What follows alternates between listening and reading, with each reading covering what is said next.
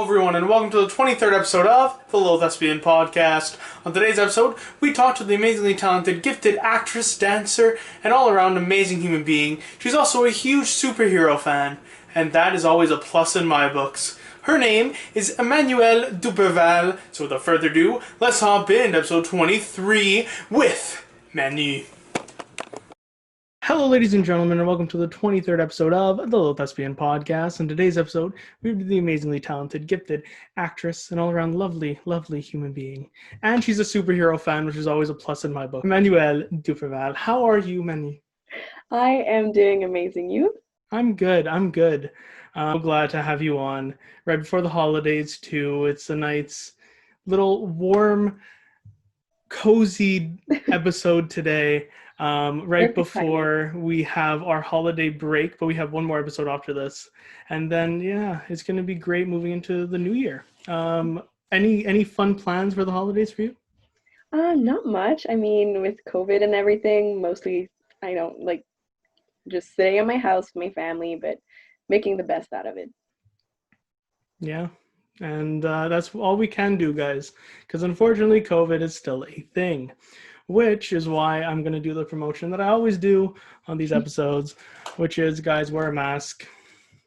Hand sanitizer is your best friend. And don't forget to wash your hands. I know we wash our hands often, but some people forget to. So wash them when you can. And socially distance. A lot of people just leave that out. But we still need to do that. We still need to social distance because that's how it catches as well. But yeah, and hopefully, guys, you guys have an amazing holiday. Get your advent calendars. Advent calendars are always fun during this time. And yes, that's an Avenger one because, Nice. Superheroes. Yeah, so guys, try and do the best you can over these holidays. And we're near the home stretch, but we're not quite there yet. We can see the light. Just hold on to that light during this dark time. And hopefully you can enjoy all the podcasts. There's a god awful amount of time that you could actually just watch these. It will take you several days too. So if you guys are feeling down, the podcast can definitely be something you guys can go check out. But let's hop into episode 23 of the Little Thespian podcast with Mendy. So the first question, as per every Little Thespian podcast, is how exactly did you get into theater? It was kind of always there, but not really in a way. I was always loud, and I was always like, I'm the extroverted one in the family. So I was the one like making stories with my toys and like just building little shows with my siblings and my cousins and my friends for our parents. But at first, my parents put me actually in ballet classes. And so I danced for a couple years, and I liked it. I liked being on stage and everything. But in the company I was in, what they did is they had they both did dance, but also theater. So they put on plays based on Disney movies and stuff like that. So I got to be on stage with people who actually did theater, and I was like, you know what, I kind of like this better. So for a while, I did both at the same time. So I was both on the dancing side of the company and the theater side. And then at some point, I just ditched the dance and I was like, no, I'm fully into this. Honestly, having like both those things go on, like I've had so many guests, like we've had Lorianne on here, we've Yeah. had like so many of the guests that like you get a taste of it and then you're like, okay, that's what I want to do. You know what I mean? And it's true. Theater is one of those things that just once you get that theater bug, you can't really shake it. No, you can't. You really can't. But yeah, I never knew you were in dance. When did like I guess dance was something that like catapulted you into theater, right? Mhm. But you did ballet. Did you do any other types of dance or just ballet? I did ballet, I did hip hop, I did jazz a bit, but I never like hip hop. I did a bit till like my, I'd say like mid-teens, I think. But it was more like a side thing. So, but I'd love to get back into it. I was actually looking into joining company or something like that. But then COVID hit and it got a bit more complicated, so I'm gonna wait a little bit more just to be safe. But afterwards, that's definitely something I want to get back into. I really love dancing. We have like dance parties at my house just about every night, to be honest. And it's just something that's just part of my life, and I really miss it sometimes. That's good though. I mean, it's something to look for the future, which I guess to go off of that, what do you see in your future for theater and for like after COVID? Because unfortunately, COVID is still just destroying our industry. In a way, we're trying to do what we can, but what do you see moving forward? Um, I was really looking forward to doing lots of plays and lots of stuff like that. And I had a big plan, like everything was like sketched out. Okay, so these months I'm gonna do this, I'm gonna do this. So it didn't end up working exactly how I planned it. But yeah, I want for the next year to start auditioning for not just theater, but also film, television, get, more training classes. I was even considering going back to university in theater, but I'm using the pandemic to kind of go more on the either behind the scenes type things or like production or writing stuff that I can do easier. Like it's, I guess you can still do theater and classes like that online, but I just think might as well use the time where I'm stuck in my bedroom anyways. Writing I can do in my bedroom a lot easier than I can do a math class. Let's just say that. So I was thinking of maybe doing this next next fall, basically. Guys, you should really use that as a template. I mean, Matthew's speaking very wisely. It's true. Film right now. I'm actually going to be on set on Sunday, Nice. but it's so much more different, guys, because we're doing meetings on Zoom, and then we need to go in and have a mask on the entire time, change your mask every 4 hours. There's a lot of things that you need to change, but you can definitely kind of use this time. I've said it on here before, writing plays and whatever, this is a perfect time to do so. There's so many topics Mm-hmm. that are happening over this time. I mean, some bad topics over this time where we need to just put it in theater. That's why we do theater, right? To tell Mm-hmm. stories. We're storytellers.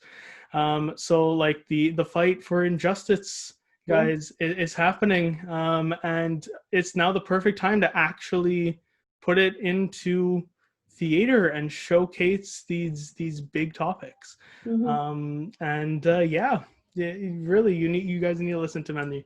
It's very wise. So actually, do you have any words of wisdom for someone that might want to jump into theater?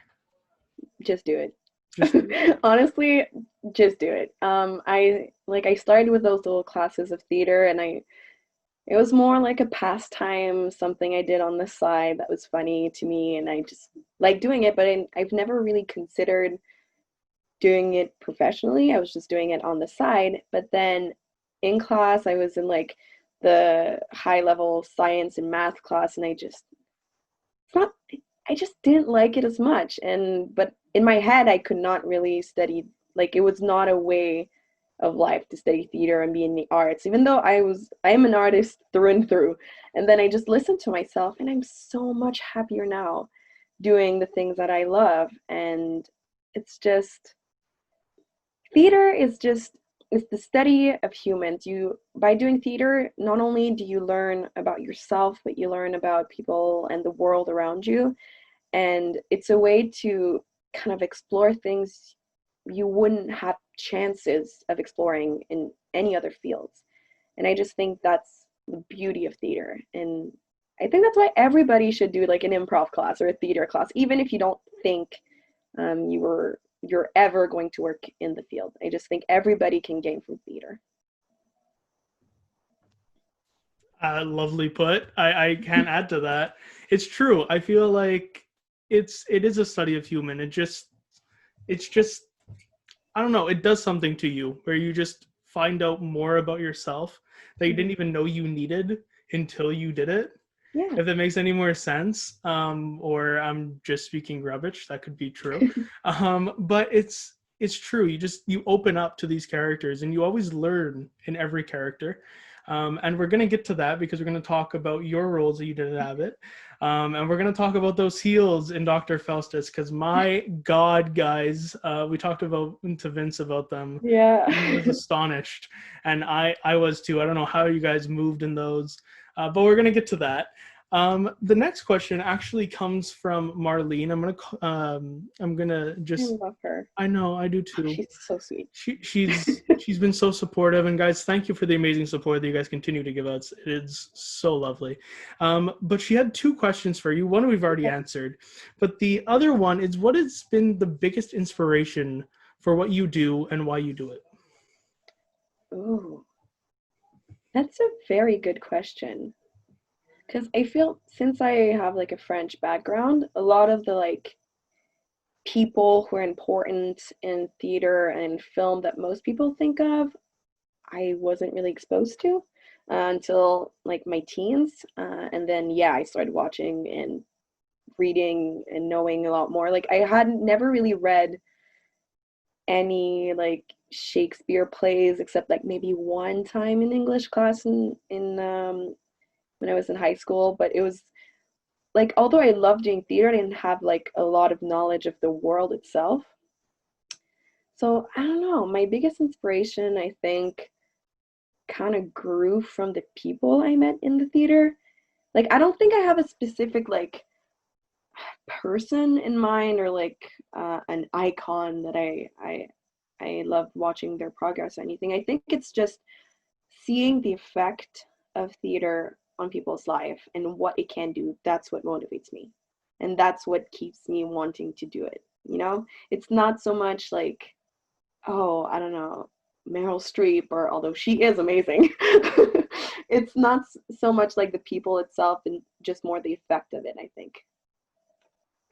I can definitely Yeah, I can definitely support that. It's true. Like theater is also like a thing where it's meant to be collaborative, Mhm. right? And it's true. Like when we were doing all these shows and whatnot, you become this loving ensemble. You become this family, and you do get support, and then you get more inspired by the work that they continue to do and the growth you actually like have from first year on, and then in every project you do after school. It's crazy. Because I was talking to Vince about this last episode. Like, I remember being in first year and being like completely just not knowing what was happening. I felt so lost. And then I'm like, okay, no, this is actually going very well. First year happens, and then you're like, wow. And then the progress from first year to second year, astonishing, like crazy. It's nuts. And which is Meryl Streep. I mean, you gotta love Meryl Streep. If you you gotta don't, love I Meryl mean, Streep. if you're an actor or actress, you have to you come on. Like if you don't at least enjoy a bit of Meryl Streep, there's something about it because amazing actress, just Mhm. incredible. I'm actually going to shift gears to another question that I wanted to ask. Many people asked about your superhero love, but Marva right in the back, I love it. But I wanted to ask because I can't have you on the podcast, and not ask you what would be your role that you would love to perform as if you were part of the Marvel Cinematic Universe. You I can't know. ask me that. I know it's hard. Like I can't even pick one, but Oh wow. I oh this is so much harder than I thought it would be. I think I've always like since I was a kid, like there's pictures of me dressed up as Spider-Man, stealing like people's costumes and wearing them. So I think anything in that universe would be amazing. But honestly, if I was lucky enough to have like a small non-talking part in any Marvel project. It could be a TV show, it could be one of the movies. I don't care. If I'm just sitting in the back and I know that I was there, it's fine with me. I don't, it's, I just, those movies, man, it's just like, uh, they're magic. It's just, yeah, magic in a can. it really is. And like you can see why they're blockbusters now. Like a lot of people love them. Um, and I can see why it's just movie magic to its finest. Like when you put superheroes on screen, there's something you can't take your eye off of, right? But yeah, just the smallest part in a film like that would be, or a TV series would be great. But and it's expanding so much, so it's like, With everything they announced like last week, hmm. it's they have like what 50 projects in the line, and it's just getting bigger and bigger. And then you have like The Boys on Amazon too, which films in Toronto, which I mean, hopefully, fingers crossed, hopefully us from Canada can eventually jump into that because I would still be a Yeah. part of superheroes. That'd be dope. So guys, if you know any contacts, I mean, Hit us up. um, but yeah, let's hop into more of your roles now. So the first one I'm actually going to ask about actually was in Laramie. So how was doing Laramie for you? Because I need to ask all your year about this because Laramie, my God, a tearjerker. Man, such an important piece of theater. It's I had always been like doing more like comedy based plays, I guess. Like it was more about being like being funny and not really like taking yourself seriously. Laramie, just this whole story with Matthew Shepard, and it, I didn't know about it when I first picked up the play again. I think from being on the French side of things, I've never heard of him or his story. So as soon as our teacher talked about it, I did my research, and it broke me because I know a lot of people who could have been Matthew Shepard. You know, it's like it's a such a big tragedy, but through the piece of theater, we were able to tell his story and tell the story of that town. And although by part it was horrible and terrible, like despicable characters who aren't really characters because they're verbatim of real people, but also some like very, very sweet and humane moments. And I think that's what made the show. I think it brought us all closer as an ensemble, and it taught us a lot. And doing music in the show was also amazing. But I took out so much from that play, just like as an actress, but also as a human. And I really think it's a piece of work that should be seen, or at least read by everyone. I completely agree. Um, it's the play's so human because the thing is with verbatim theater, it is humans speaking, right? And the thing about theater is you're portraying these people, right? But my God, it was just like you sat there and you felt this wave of like, what can I do now to help them? Mm-hmm. And I find that it's that happens so often with like when you get a good audience coming in and you actually they take everything with them. I find that the best theater because for me that's what I wanted to do, right? I wanted to affect people.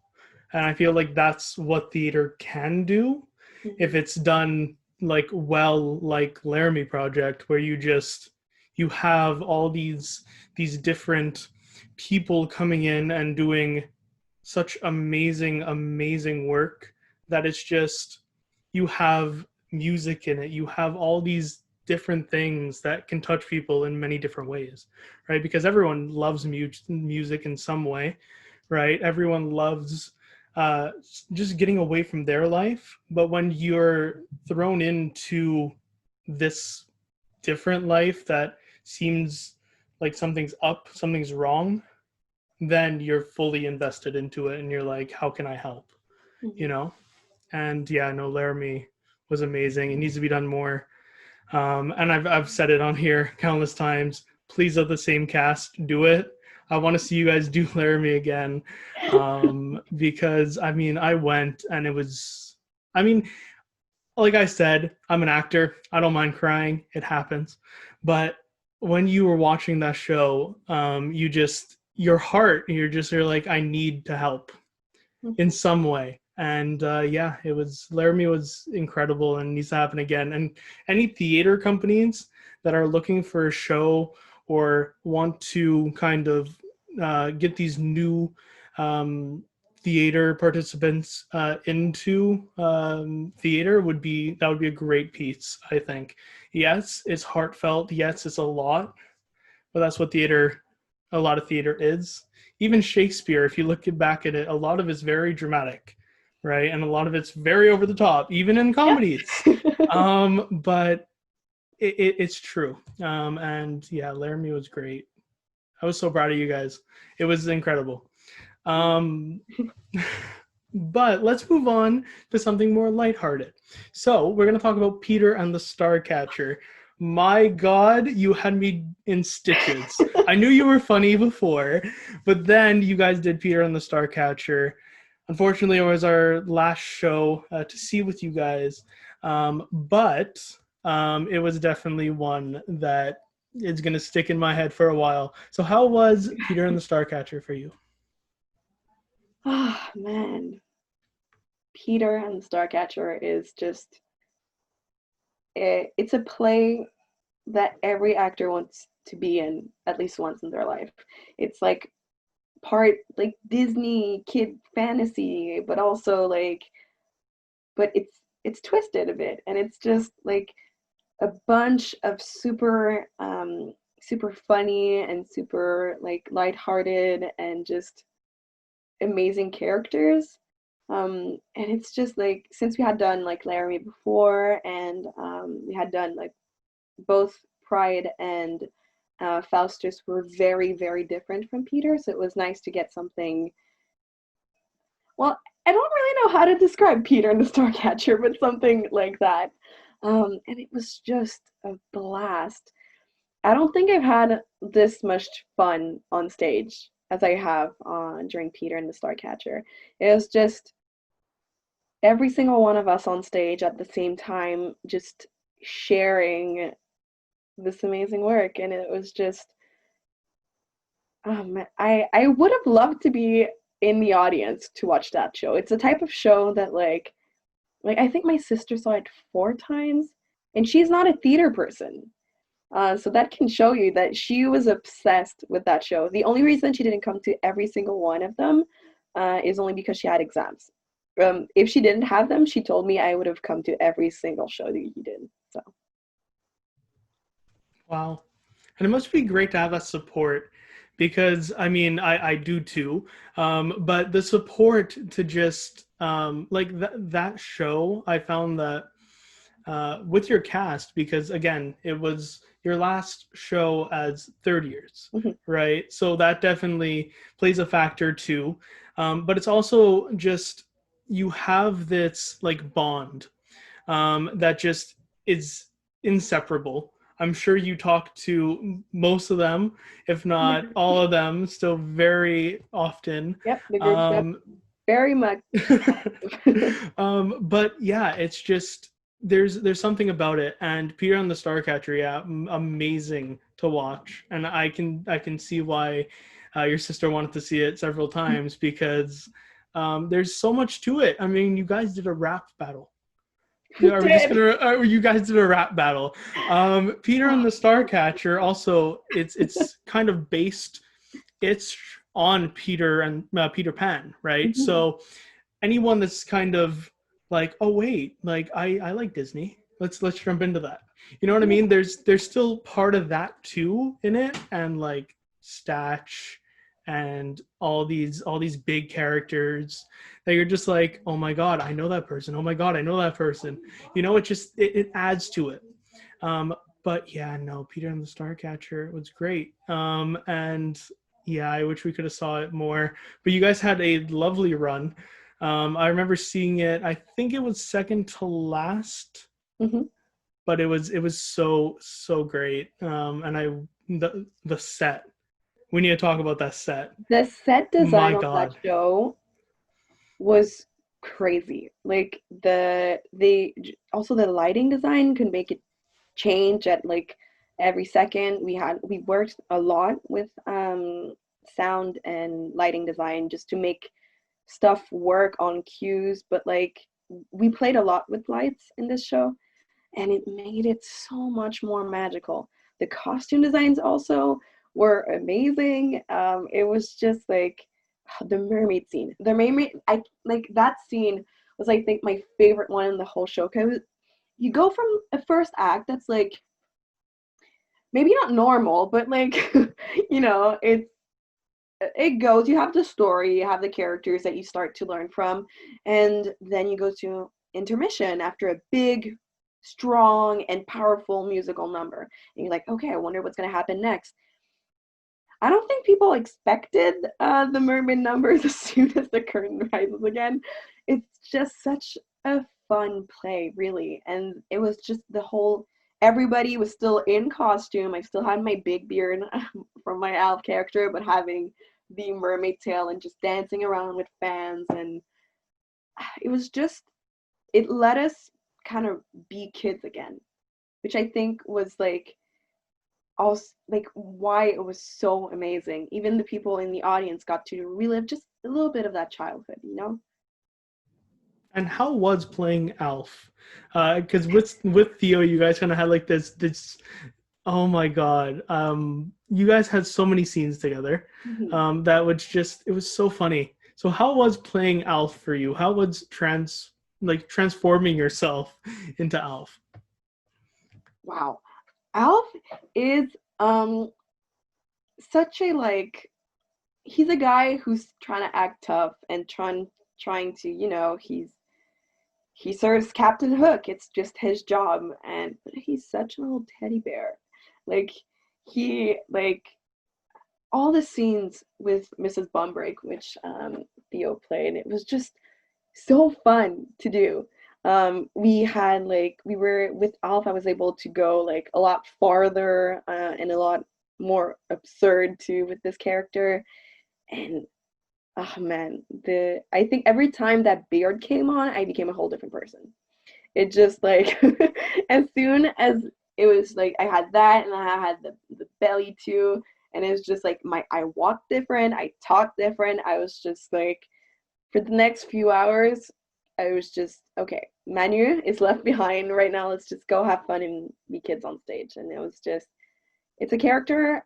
I don't think I'll ever get to play a character like that in the future. I really hope I can. So I tried to absorb every little piece of joy and little happy moments that I could with Alf, and man, I just keep good memories from him. It was just so much fun, and I was laughing all the time, and no, it was a great part to play. And it was a great part to watch. Um, yeah, no, Alf was just so great, and I'm so glad that you can take all those happy parts away with you moving forward with your career, because you have a bright career ahead of you. Especially, I mean, you can do a lot. You did Alf complete justice, and I truly cannot wait to see what is to come for many. But let's hop into some more amazing props that you got to put on. And those were those big stiletto I heels that have had them. no heel. Wait, Etienne gave them to me. I actually have them. Oh my God. Memories, guys. Uh, Memories. yeah, so those went under the the costume. These are about like 2 pounds each. They are stilettos without a heel. And I was walking around on those for like hours and hours and hours at a time. But man, was it thrilling. I think this is the like Faustus was the most like physical piece of theater I've done.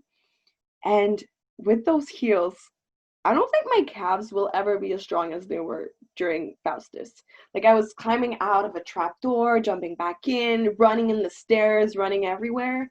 It was, and then also quick changes because I had two other characters in the play.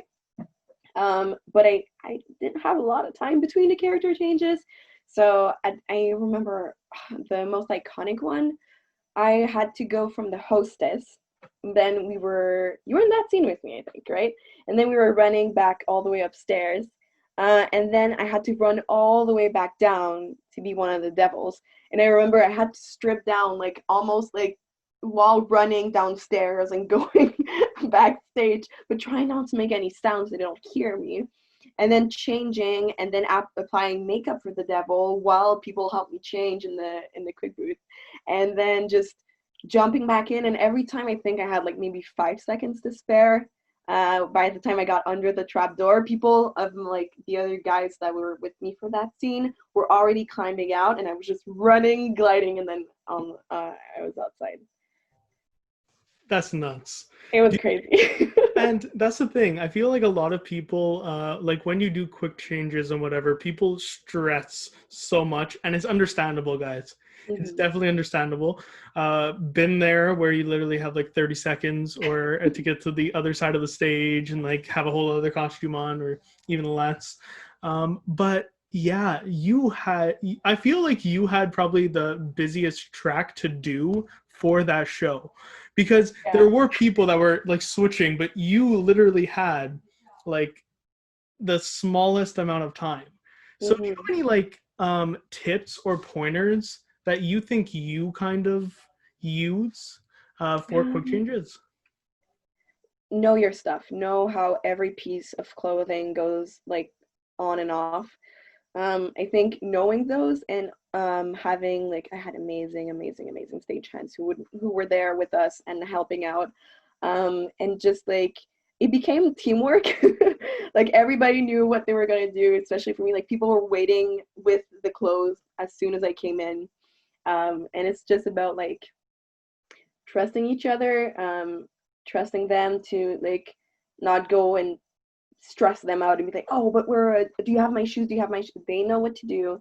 Just do your part and don't stress about it, and just know where you're going. And as soon as you do that, then it just clicks in and you know the order of things. And it went out smoothly. I didn't go on stage, I think, anytime late. I think the one thing that happened was I think during one of the runs I kept my big bushy brows from a guy character while I was the hostess, but that didn't show. So it was just happy accidents, as Bob Ross would say.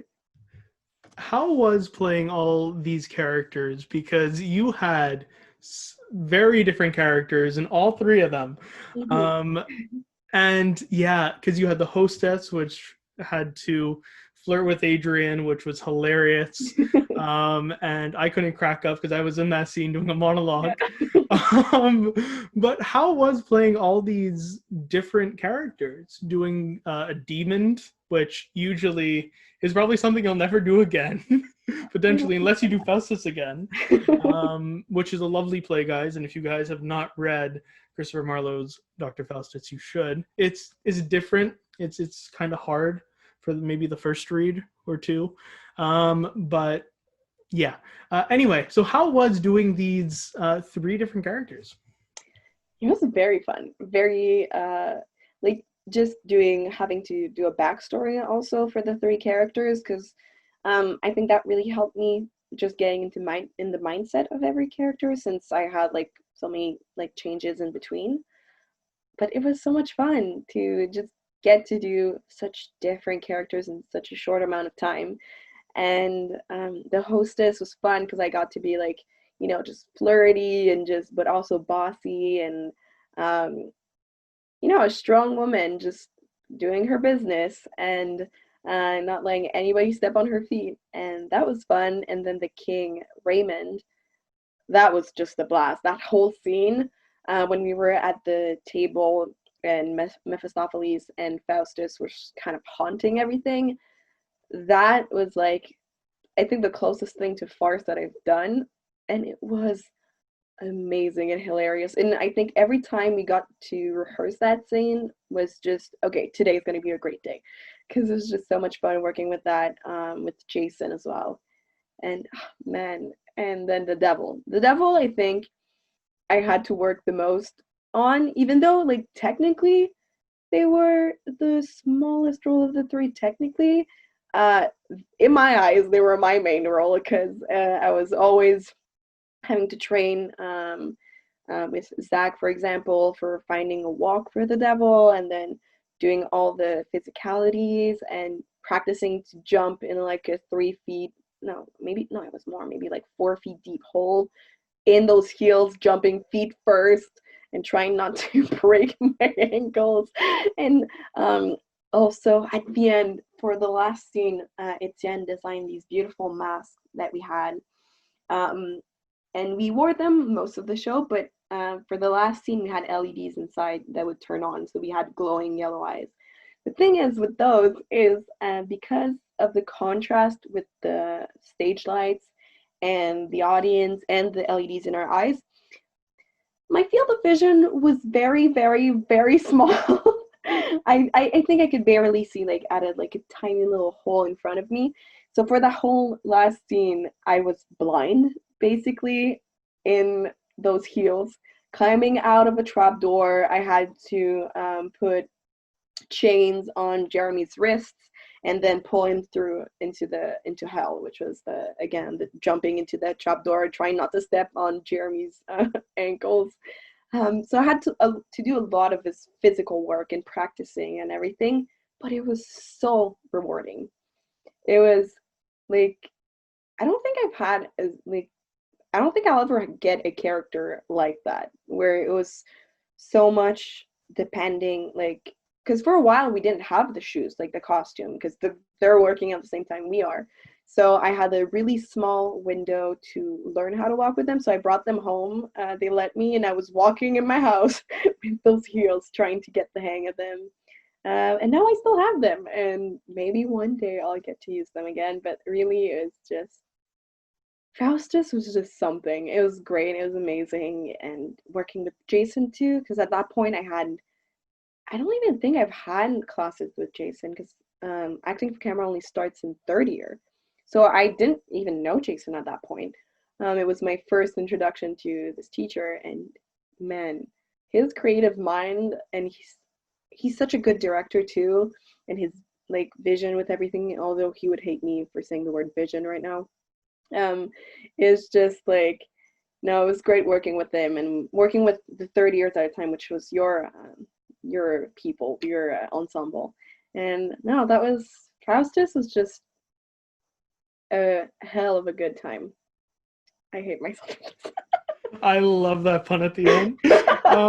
But yeah, no, Faustus was just there's no words for it. But yeah, the devils that you guys were playing were just I envy. See what I did there? I envy what you guys are doing because it looks so much fun, but it also looks so stressful too. Um, and but yeah, it looked like it was so cool to actually just kind of go into this whole world that seems so dark and then come out and be like, no, that was so much fun, guys. It was super dark and people are getting dragged to hell, but it was super fun. Um, and yeah, the hostess was great to. We didn't have many interactions together, but we were part of the same scene several times. Whenever it's Yeah. either the horse courser or when you were Raymond and I was literally Yep. getting beat up and Theo was Getting your pulling on teeth my kicked tooth. out, just casually. Just yeah, it's perfectly As you fine. do. I'm not scarred at all. I still have all my teeth, guys. I promise. Even though Adrian might tell you guys different. But yeah, it was so much fun. And I needed to end off your roles with that because Dr. Faustus was just great. And Jason, yeah, Jason, we love you. Because the directing that Jason did was kind of like, we're going to give you a template, and then the rest you're going to find out on your from yourself, and then we're going to bring everything together. And he really did that. Because at the beginning we were kind of like, okay, what are we reading? Yeah, like especially if, like a few of us were francophones. Hmm. Um, Reading those few pages at first, I was like, did I get myself into? I didn't understand anything. I didn't like most of the words that were there. I was like, never seen this word, don't know what it means. And I just had to figure it out. I had to work like very hard to understand what I was saying. But in the end, it was so rewarding also knowing that not only did I, get some more experience as an actress and learn things for that, but also, getting better at a second language. That's always cool. So that was nice working to get better at that. Yeah, and yeah, just the language itself. It didn't help for me in the horse course because he already had an accent written into it. But yeah, it was. It's we kind of have to do trial and error with these type of things, and I'm so glad that Jason kind of steered us in the right direction. Even though people may not understand everything that we're saying, because I mean, at this point, like people probably just understand the lingo that we speak now. But yeah, it was great. And before I continue into our next two questions, and sadly we need to go, even though I can do this all day with Menu. She's lovely. Let's hop in to who will be coming on the 24th episode and our last episode of the new year, or this year rather, new year. Anyway, 2020. The year that keeps on giving. But yeah, so on the 24th episode of the Thespian podcast, we have our first ever teacher joining us. And I know a lot of you guys have been kind of asking for him.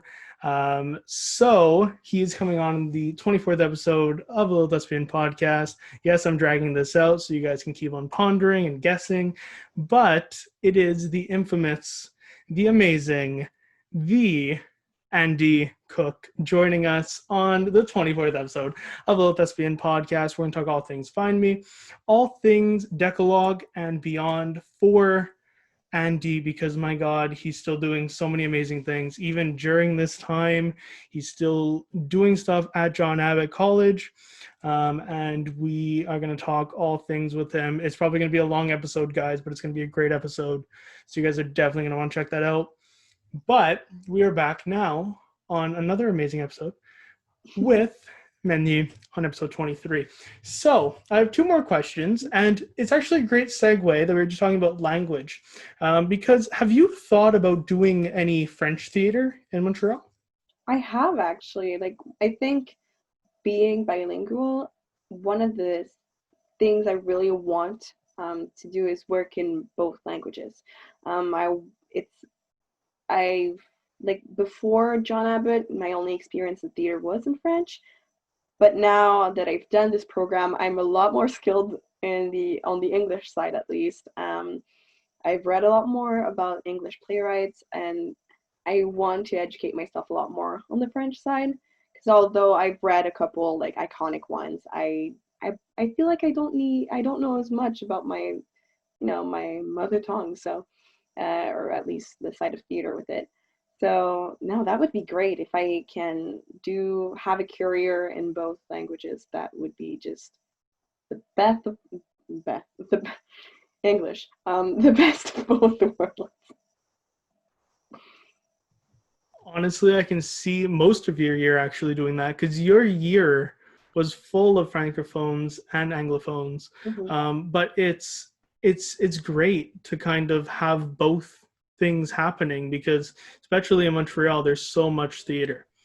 But my last question, and it's a question that might have you think, do you think that you're going to stay in Montreal to further your studies, to further everything, or do you believe that you're going to go abroad? It is a question I keep asking myself because I love Montreal. I love living here, and since I am also a francophone, it's a very good place for that side of the industry. Um, I think I would love to work abroad, if even just to say that I've worked abroad and just learning about other places in Canada or even in Europe or the States, maybe not right now though, but one day. Um, and I think I would love to just go abroad and then happen to work there. But I think Montreal will always be home for me. So I like to work here. That would be fun. Sounds great. And I know your future is so promising. So let's hop in to shining a light on Menu. Again, guys, it's going to be hard. She's just a bundle of joy. And I love talking to her, whether it be superheroes, whether it be theater, whatever form it takes. She has a bright future ahead of her. And my God, it doesn't matter if it's in Montreal or wherever she goes, she's going to shine that beautiful light wherever it takes her. I truly cannot wait to see what your future holds. And I cannot wait to hopefully work with you again. Yeah. Faustus was amazing. Thank you Um, for having me on, by the way. I love everything you're doing with this podcast, and it's just like we were talking a bit earlier, it's bringing awareness to people in the industry, but also just sharing the love for theater and catching up and meeting amazing people. So thank you for doing this. Thank you for being on, and thank you for the kind words. I hope we can have your entire ensemble back at some point. That'd be amazing. And we have many more guests coming, guys. Yes, 2020 is going to be ending off with Andy, but we do have many more guests coming, and we're going to definitely have more of your amazing ensemble. And I want you to come back again because this was great. But thank you, Mandy, for being on. It's been great talking to you. Great talking to you too, Matt. All right, guys. Well, we'll see you guys on the next Little Thespian podcast. It's been your host, Matthew Crandall. I'll see you guys in the next Little Thespian podcast. Don't forget to shine bright. Bye, Mandy. Bye. Bye.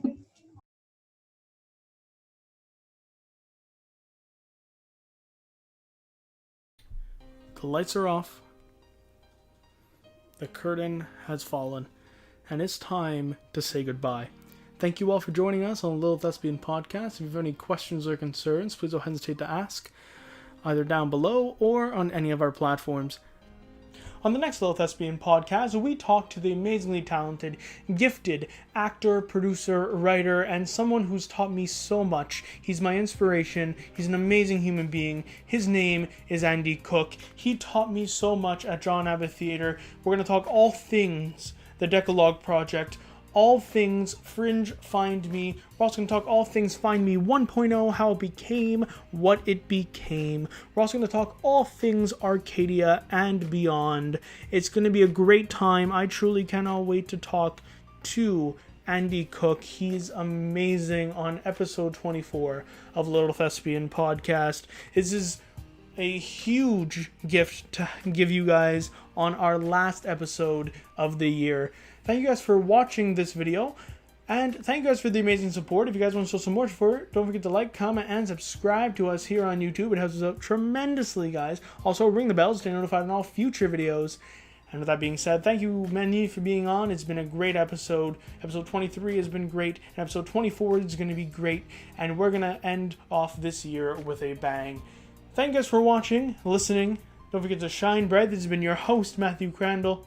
And we'll see you all on the next Little Thespian Podcast.